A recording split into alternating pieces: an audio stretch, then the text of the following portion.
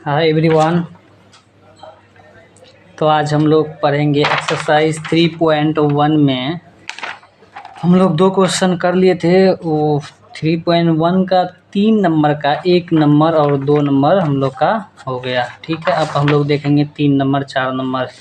ये सब बताने का या ये सब क्वेश्चन सॉल्व करने का मेन थीम हम लोग का क्या है, उसमें सीखना हम लोग क्या सीख रहे थे, कंसिस्टेंट और इनकंसिस्टेंट। कंसिस्टेंट में आपको बताए थे जिसमें इनफाइनाइट सॉल्यूशन होगा यानी अनंत सॉल्यूशन होगा, और इनकंसिस्टेंट यानी कंसिस्टेंट में भी दो टाइप का होता है, या एक होता है इनफाइनाइट सॉल्यूशन, एक होता है यूनिक सॉल्यूशन। यूनिक सॉल्यूशन उसको कहता है जिसका एक सॉल्यूशन हो, जैसे फॉर एग्जांपल हम लोग रैखिक समीकरण यानी लीनियर इक्वेशन का कोई दो मतलब इक्वेशन सॉल्व करते हैं, एक आंसर आता है एक्स वाई का मान, ये है मेरा यूनिक सॉल्यूशन। और इनफाइनाइट सॉल्यूशन तभी होता है जब हमको ग्राफिक्स विधि से देखना रहता है कि इसका एक्चुअल मान कितना होगा। जैसे एक ग्राफ ड्रॉ करते हैं, एक ही लाइन में दूसरा ग्राफ बनता है, तो हम लोग एक ही लाइन में जो दूसरा लाइन भी जाता है उसके ऊपर से, उसको बोलते हैं इनफाइनाइट सॉल्यूशन। मतलब उसका बहुत सारा सॉल्यूशन आएगा। ठीक है, तो हम लोग कंसिस्टेंट और इनकंसिस्टेंट में हम लोग कंसिस्टेंट देखे और अब इनकंसिस्टेंट बताते हैं। इनकंसिस्टेंट से ही थोड़ा समझ में आता है, इनकंसिस्ट होगा। कंसिस्टेंट का मतलब कहीं ना कहीं वो वैल्यू एग्जिस्ट करेगा चाहे अनंत तक ही क्यों ना हो, लेकिन इनकंसिस्टेंट में कहता है कि मतलब वैल्यू आने का कोई सवाल ही नहीं होता है। फॉर एग्जांपल एक हम लोग क्वेश्चंस देखे हुए हैं कि कोई ऐसा ग्राफ बनता है जो कि समांतर जाता है, एक ही लाइन में ना टकराता है ना कुछ, तो ऐसा स्थिति में उसका जो सॉल्यूशन होगा उसको हम लोग बोलेंगे, इंग्लिश में बोलेंगे इनकंसिस्टेंट। अगर हिंदी में बोलेंगे तो इसका कोई हल नहीं होता है। हिंदी में मतलब साधारण में समझिए, इसका इनकंसिस्टेंट का मतलब कोई हल नहीं, मतलब इसका ग्राफ समांतर होगा। समझ में आया?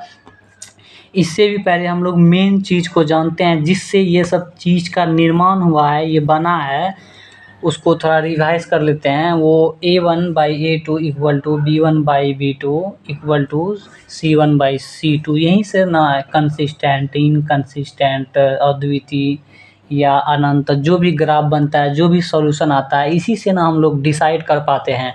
इसका मतलब है ये बहुत बहुत इम्पोर्टेंट है, इसलिए हम भी बार बार बोलते हैं ताकि आपको अच्छे से याद हो जाए। अच्छे से याद होगा तभी क्वेश्चंस बेझिझक आप सॉल्व कर पाओगे, मैथ में कॉन्फिडेंस बढ़ेगा, अब अच्छा कर पाओगे, नहीं तो मैथ से हमेशा डरते रह जाओगे। तो उसका जो A1/A2 equal to B1/B2 equal to C1/C2 होता है, इसका अनंत सॉल्यूशन होता है यानी अनंत हल होगा। और इसका जो ग्राफ बनेगा एक ही रेखा में बनेगा, जो कि हम बता चुके हैं। एक ही रेखा में बनने का मतलब बार बार उसको समझाएंगे नहीं, बस हम समझा चुके हैं उसका ग्राफ बना के, और आगे आएगा तो और समझाएंगे, लेकिन अभी हम रिवाइज कराना चाहते हैं इसको, इस पर आने के लिए। अब वो जो मतलब अनंत हल होगा उसको कंसिस्टेंट में आएगा, ये भी हम याद दिलाते हुए चलेंगे। और अगला क्या है, A1/A2 not equal to B1/B2 not equal to C1/C2 जो होगा, इसका जो हल होगा बता दिए हैं, इसका यूनिक सॉल्यूशन होगा। यूनिक सॉल्यूशन मतलब अद्वितीय हल होगा, इसका एक हल निकलेगा, इसका ग्राफ जो बनेगा वो प्रतिच्छेदी बनेगा। ये अनंत हल नहीं होता है, ये कहीं ना कहीं एक ही बिंदु पर प्रतिच्छेद करता है, टकरा के निकलता है, इसलिए इसको अद्वितीय बोलेंगे। और अगला क्या है, A1/A2 equal to B1/B2 not equal to C1/C2, इसका ग्राफ आप बार बार बता चुके हैं, फिर बताते हैं, इसका ग्राफ समांतर होगा और इसका जो हल होगा कोई हल नहीं होगा। इसीलिए इसका ज़्यादा यूज़ हम लोग सॉल्विंग के दौर में, सॉल्विंग के ग्राउंड में, मतलब सॉल्विंग के मतलब क्षेत्र में बहुत कम इस्तेमाल होता है, क्योंकि सॉल्यूशन ही नहीं निकलता है, इसीलिए इस पर ज़्यादा क्वेश्चन हम लोग नहीं करते हैं। तो यहाँ तक समझ में आ गया। अब फिर इनकंसिस्टेंट कंसिस्टेंट का क्वेश्चन पूछ रहा था, जो कि हम एक्सप्लेन कर चुके हैं। On comparing the ratios A1/A2, B1/B2 and C1/C2 find, ये कंडीशन बता दिया। अब कहता है find out whether the following pair, यानी जो क्वेश्चन है पेयर में दिया हुआ है समझ में, इक्वेशंस आर कंसिस्टेंट और इनकंसिस्टेंट। आपको बताना है कि कौन सा इक्वेशन कंसिस्टेंट है और इनकंसिस्टेंट। कैसे बताएंगे, तो देख करके ऑब्जेक्टिव वगैरह बता सकते हैं। अगर आप कॉन्सेप्ट समझ गए हैं, नहीं तो हम कॉन्सेप्ट समझाते हैं, तो हम लोग देख के ही बता सकते हैं, लेकिन देख करके हम लोग को समझने से बेहतर है कॉन्सेप्ट समझेंगे फिर हम लोग बताएंगे। सीख जाएंगे तो एग्ज़ाम वगैरह में देख के ही हम लोग ट्राई करेंगे। जैसे इसको डायरेक्ट देखेंगे कि मतलब सॉल्व करके इक्वल आ रहा है नहीं आ रहा है, कौन सा कंडीशन फॉलो कर रहा है, उस हिसाब से हम लोग फैसला कर लेंगे जब ऑब्जेक्टिव में आएगा तब, नहीं तो हमको कॉन्सेप्ट समझना है। ठीक है, तो A1 इक्वल टू है आपका 3/2 और आपका B1 इक्वल टू कितना है 5/3 और क्या है C1 इक्वल टू है 7। एक तरफ से लिख दिया, नहीं तो लिख सकते हैं A1 A2 करके फिर B1 B2, जैसे आपको इच्छा करे लिख सकते हैं, लेकिन सही लिखने आना चाहिए। ये है A1, ये है A2, ये है B1, ये है B2, ये है C1 C2, ये सब भी ध्यान में रखना है, नहीं तो कन्फ्यूज़ हो जाए किसको। ये जो कांस्टेंट रहता है ना, इसी को A1 A2 B1 B2 C1 C2 कहते हैं। ठीक है, कांस्टेंट को। ठीक है, अब लिखते हैं A2 है 9, अब क्या है B2 है आपका -10 और क्या है C2 इक्वल टू है 14। ठीक है, अब क्या करेंगे, इसका वैल्यू निकालेंगे। A1/A2 इक्वल टू होता है 3/2 का डिवाइड, ऐसे ही ना करते हैं, ये पूरा पोर्शन आपका A1 हो गया बट्टे बड़का बट्टे इसको बोल सकते हैं A2 क्या है 9। अब इसको सॉल्व करें, कैसे करेंगे, हम लोग भी जब स्टार्टिंग में सीखते थे तो इसमें बहुत कन्फ्यूजन पैदा होता है। इसका कन्फ्यूजन ख़त्म करने के लिए, जड़ से मिटाने के लिए 3/2 करेंगे, डिवाइड कर देंगे, ऐसा 9 लिख लेंगे। ठीक है, जब ऐसा डिवाइड में 9 लिखेंगे तो इससे क्या होगा, हमको आसानी से इसको हम लोग डिवाइड कर पाएंगे। 3/2, इसको बट्टे में एक छुपा हुआ है, इसको उल्टा लेंगे तो 1/9 हो जाएगा। 3 1 जा 3 3 जा 9, यानी 1/6 हो जाएगा। ठीक है, अगला फिर इसी तरह B1/B2 इक्वल टू हम लोग देखेंगे कितना है 5/3। ये पोर्शन जो है आपका B1 है, ध्यान रखना है, बट्टे आप लोग ऐसे नहीं लिखिएगा क्योंकि हम समझा रहे हैं इसलिए हम लिख रहे हैं। B2 क्या है आपका -10। फिर ऐसे ही कॉन्सेप्ट के हिसाब से, आप लोग नए हैं या आप फर्स्ट टाइम देखते होंगे तो दिक्कत होगा ही थोड़ा बहुत, इसीलिए हम करके बता दे रहे हैं, नहीं तो हम डायरेक्ट उल्टा कर देते हैं 10 को। ठीक है, हम कैसे लिखते बता देते, 5/3 इसको डायरेक्ट लिखते 1/-10, ऐसे ही हुआ ना इधर देखिए।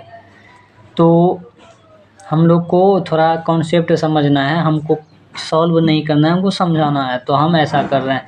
5 एकम 5, 5 दूना 10 कट गया तो क्या आ जाएगा -1/6। कैसे आया, अब ये हम बता चुके थे, जब भी ऑड नंबर में रहेगा, विषम संख्या में रहेगा, माइनस रहेगा तो वो माइनस ही आएगा, और ये सम संख्या में रहेगा यानी मतलब 2 4 6 इतना रहेगा तो उसके हिसाब से ये पॉजिटिव हो जाएगा, माइनस प्लस में चेंज हो जाएगा। तो इतना आ गया। अब हम लोग क्या देखेंगे, C1/C2, C1 कितना है 7, C2 कितना है 14, ये है C1 ये है C2, दिखाई दे रहा है ना। तो 7 1 जा 7, 7 2 जा 14, यानी 1/2 आ गया। ठीक है, इतना कर लिए। अब ये तो कैसा लग रहा है, अब इसको सजाते हैं कैसे, इसको लिखेंगे खोज करके हम लोग लास्ट में हम जो निकाले हैं। तो क्या है 1/6। अब अगला क्या है, सॉरी हाँ 1/6। अगला क्या है -1/6, और अगला क्या है 1/2। देखिए कोई भी मैच नहीं कर रहा है ना, यानी इसके बराबर ना, ये हम क्वेश्चन लिखने में अगर मिस्टेक हो गया है होगा तो ये इक्वल हो जाएगा। जब इक्वल होगा तो ये समांतर हल होगा, कोई हल नहीं होगा, यानी इनकंसिस्टेंट होगा। जो भी हो क्वेश्चन कोई भी हो, हम लोग इसे डिसाइड कर सकते हैं। NCERT का ही क्वेश्चन है, हो सकता है लिखने में मिस्टेक हो, आई थिंक नहीं हुआ होगा मिस्टेक। तो ये जो सॉल्व होगा ये क्या होगा, कंसिस्टेंट, ओनली कंसिस्टेंट ही पूछ रहा था ना, कंसिस्टेंट और इनकंसिस्टेंट। हाँ हम लोग बता देंगे या लिख के बता सकते हैं। दिया गया जो इक्वेशन है वो कंसिस्टेंट है। अगला क्या है, उसी तरह हम लोग देखेंगे इसको भी A1 इक्वल टू 5 लिखेंगे। 5 किसको लिखते हैं, यानी A1 A2 B1 B2 ये सब लिखते हैं कांस्टेंट को, फिक्स को, जिसको अचर भी बोल सकते हैं हिंदी में अचर बोलता है, इंग्लिश में कांस्टेंट बोलता है। तो ये सब समझ लेना है। चर किसको बोलता है, अचर यानी चर उसको बोलता है एक्स वाई जेड, ये सबको चर बोलता है हिंदी में। दरअसल कुछ वर्ड जो होता है ना इंग्लिश का ही इस्तेमाल करने में मज़ा आता है। चर अचर कौन बोलेगा, उतना काम का इस्तेमाल कर लेना। अब B1 इक्वल टू क्या है आपका -3 और C1 इक्वल टू क्या है 11। A2 इक्वल टू क्या है -10 और B2 इक्वल टू कितना है 6 और C2 इक्वल टू -22। ठीक है, यहाँ तक बात समझ में आ रहा है।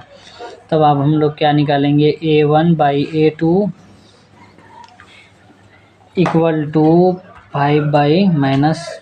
अब क्या बोले थे, जब डिवाइड में होगा एक माइनस होगा तो ये क्या हो जाएगा, माइनस ही होगा, तो माइनस ऊपर चले जाएगा 5/10। ठीक है, उसी तरह हम लोग निकालेंगे B1 by B2 equal to कितना है -3/6 यानी 1/2 आ जाएगा, यानी -1/2।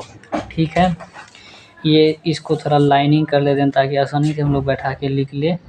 अब C1 by C2 equal to कितना है 11/22। क्या बताए थे, जब भी बट्टे में रहेगा यानी भागा में हो जाए, यानी इसका मतलब यहाँ भागा का रिलेशन है, यानी भागा प्लस यानी माइनस भागा प्लस क्या हो जाएगा, माइनस होता है यानी 11 बाई इतना एक कट किया जाएगा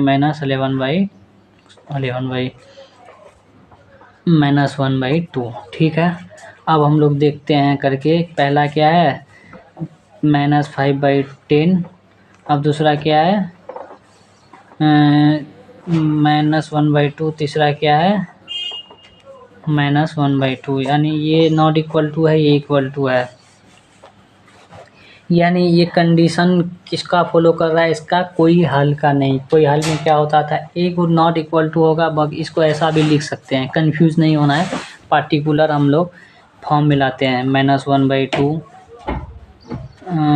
equal to -1/2 equal to not equal to -5/10। ऐसा भी लिख सकते हैं कि नहीं, लिख सकते हैं। तो माइनस माइनस कट करके हटा देना है, तो 1/2 नॉट इक्वल टू 5/10 आ गया। पार्टिकुलर फॉर्म में ऐसा लिख सकते हैं। तो इसका कौन सा सॉल्यूशन होगा आप बता सकते हैं, ये हो जाएगा इनकंसिस्टेंट, यानी कोई हल नहीं होगा। यानी इसको हिंदी में बोले तो और अच्छे से बोले तो इसका असंगत होगा, संगत नहीं हो। संगत में 2 आता है, जिसका हल होता है अनंत हल होता है, यानी अद्वितीय और अनंत। इनकंसिस्टेंट में होता है असंगत, इसका कोई हल नहीं होगा। ठीक है, तो एक क्वेश्चन रह गया है, एक क्वेश्चन है यानी 5th नंबर क्वेश्चन, नहीं तो ये नेक्स्ट डे करेंगे क्योंकि वीडियो लंबा हो जाएगा तो फिर अपलोड करने में बहुत प्रॉब्लम होता है, क्योंकि वाईफाई वगैरह है नहीं मेरे पास। तो thank you for watching in this video.